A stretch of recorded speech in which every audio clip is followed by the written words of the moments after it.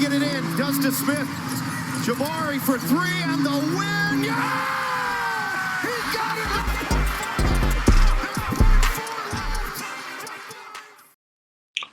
We are here to fuel Rockets News' This Rocketsville podcast. Of course, I am your host, Lachard Binkley, and I want to give a quick recap of the Rockets' 120-113 loss to the Miami Heat as they fall on the first game of a six-game road trip. Miami was without Jimmy Butler, but of course the Rockets without Tari Eason and Dillon Brooks again, as Tari Eason is still day-to-day, and Dillon Brooks is still going to be out for at least a week or two.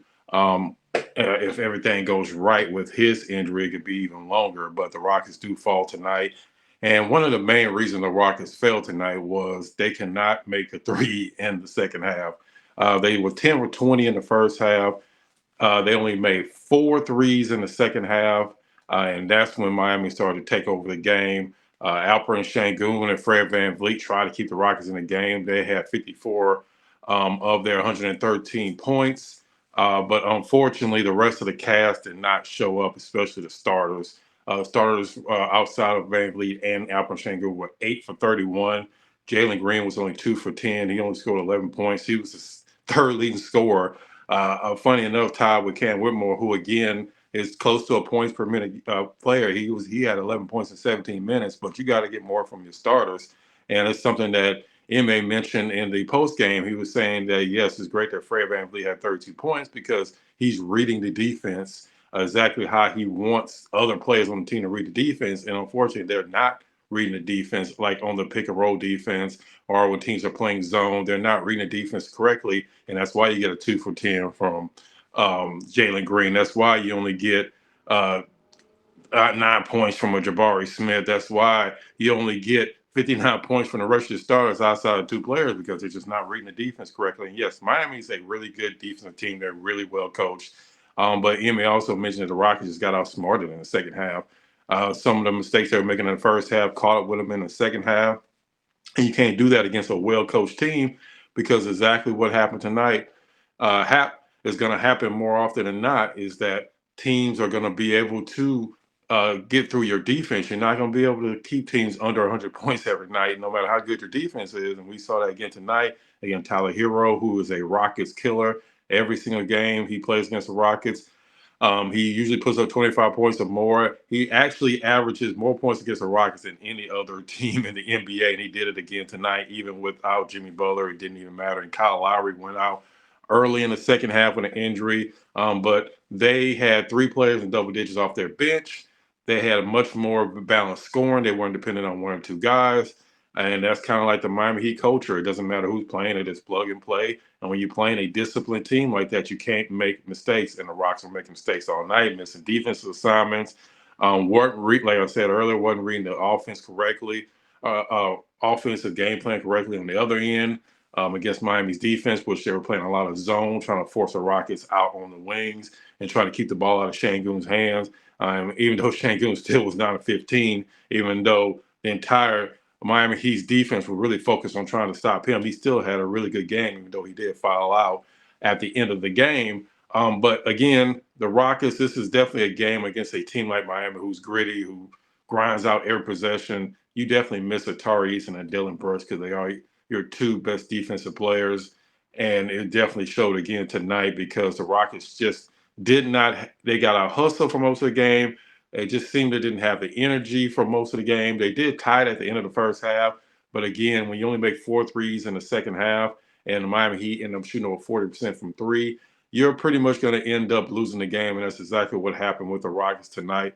And again, it's just kind of perplexing with Jalen Green. He kind of just floats in and out of offense. Now, I don't want to say all negative things about Jalen Green because he did have 6 assists and he did make some really good passes, especially to Sengun.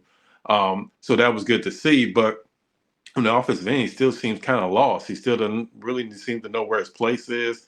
He doesn't really know when to take shots, when to take over a game. It's just kind of perplexing, and it's going to take a lot more time, it seems, for Ime to kind of figure out where can Jalen get his shots. It's the same thing with Jabari. Jabari did get the shots off tonight. He just wasn't making them. He made a really good mid-range shot, but again, it just seemed like they didn't go back to it.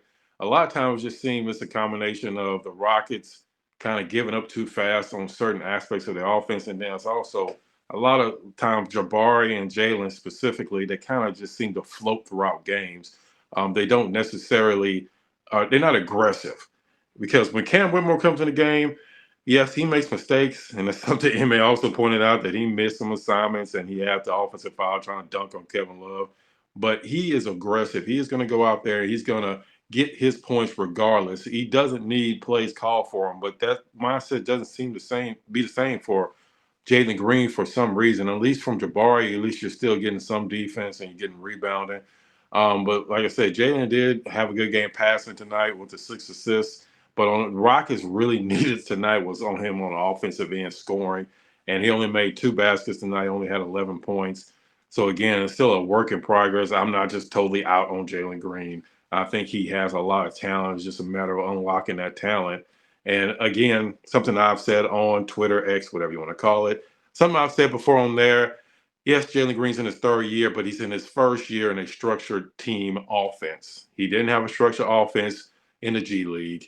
He didn't have a structured offense before he got to the G League when he was playing AAU ball. He didn't have that structure. So this is the 1st year he has a real structured offense, and it's just going to take time. It's just really, if you're thinking about it, this is really his real 1st year in a real offense. And yes, I know Alperen Sengun came in the same time he did, and he has no trouble scoring, but Alperen Sengun came into the NBA already a developed product, already has the skills to be a good offensive player. So really, with him, he was already 2 or 3 steps ahead of Jalen Green when it comes to being a fully developed offensive player. And you see that here. And there's something else I want to mention before I forget is, of course, Alperen Sengun was the player of the week. He's the youngest player in Rockets history to win that award, the first Rocket since James Harden in November 2019 to win that award. And he's actually the second youngest player in the last 5 years to win that award. The only younger player than him was Paulo Banchero, who won it earlier this season, and he's only younger by a few months. So it's just, excuse me, it's just amazing to watch what Alperen Sengun's been able to do in the short amount of time he's been in the NBA. And it's really just the sky's the limit with him. But going back to this game, it really comes down to him and Fred VanVleet just needed help. Yes, it's great to try to shut teams down and be a really good defensive team, but sometimes you just have to be able to score, especially against teams that are really disciplined, that are not going to give you anything easy. And the reason why the Rockets were able to hang around the first half because they made 10 3-pointers, which was the most they made in a half all season long. But again, you only make 4 in the second half and you can't make your threes.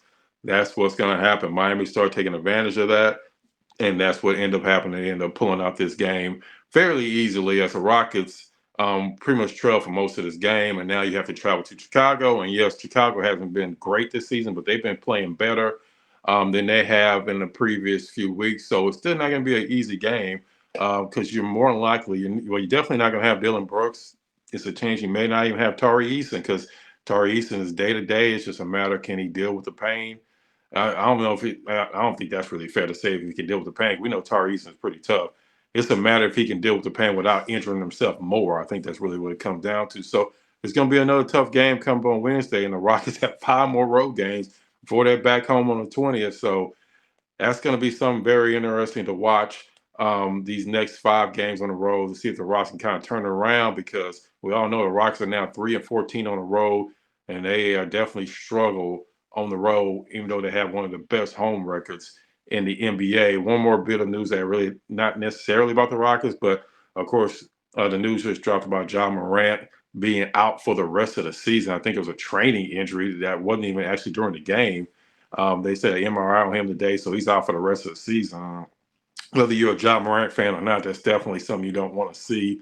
And that's, unfortunately on the basketball side for Memphis, that pretty much takes them. I mean, they were already out of the playoffs and they were trying to fight their way back in, but that just takes them pretty much out of the playoff picture at this point to where they might just start, tanking for next season when it comes to what they're going to do for the rest of the season. But again, the Rockets fall tonight, 120-113 in Miami Heat. They play again on Wednesday against the Chicago Bulls, trying to get back on the winning streak. And again, we appreciate the support. If you're not already following or subscribing to this channel, please do that. We are already over 1,300 subscribers, so we appreciate everybody that continues to check in, and we're going to continue to bring you exclusive interviews and exclusive content. It won't be any necessary post-game interviews from our side because the Rockets aren't back at home until the 20th, which I will be out at that game against the Utah Jazz. So we will definitely have all the post-game coverage for that. So again, we appreciate support. And let us know down in the comments, what do you think of tonight's game? What do you think the biggest problem in tonight's game was? And do you think that Jalen Green can finally figure it out and become a more consistent player? Please leave that down in the comments. And again, we appreciate our support. Check out the next episode of Rockets Fuel Podcast.